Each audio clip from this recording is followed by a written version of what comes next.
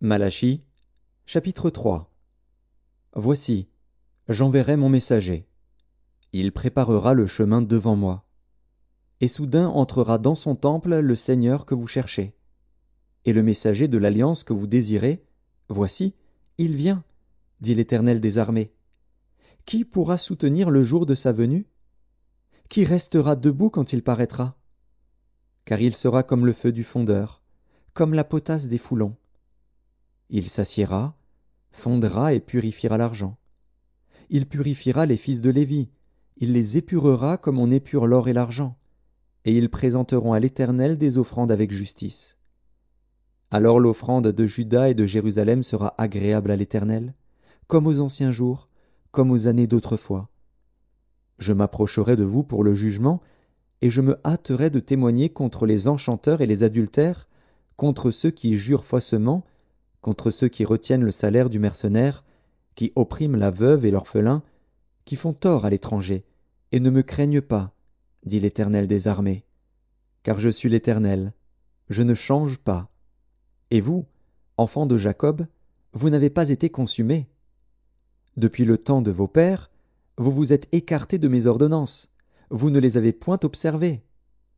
Revenez à moi, et je reviendrai à vous, dit l'Éternel des armées. Et vous dites, en quoi devons-nous revenir? Un homme trompe-t-il Dieu? Car vous me trompez, et vous dites, en quoi t'avons-nous trompé? Dans les dîmes et les offrandes.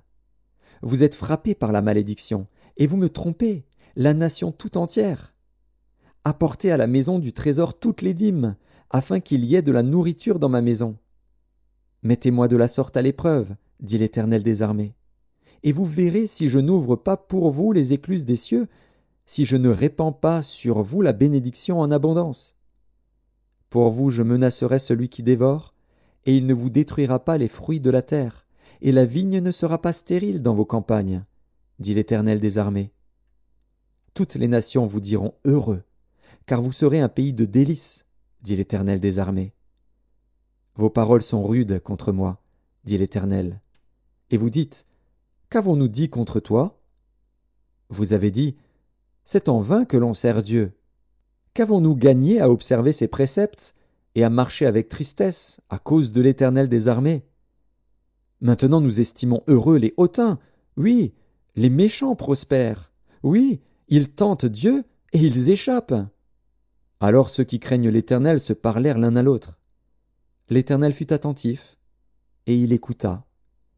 Et un livre de souvenirs fut écrit devant lui pour ceux qui craignent l'Éternel et qui honorent son nom. Ils seront à moi, dit l'Éternel des armées.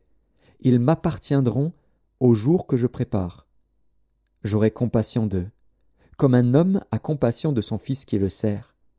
Et vous verrez de nouveau la différence entre le juste et le méchant, entre celui qui sert Dieu et celui qui ne le sert pas.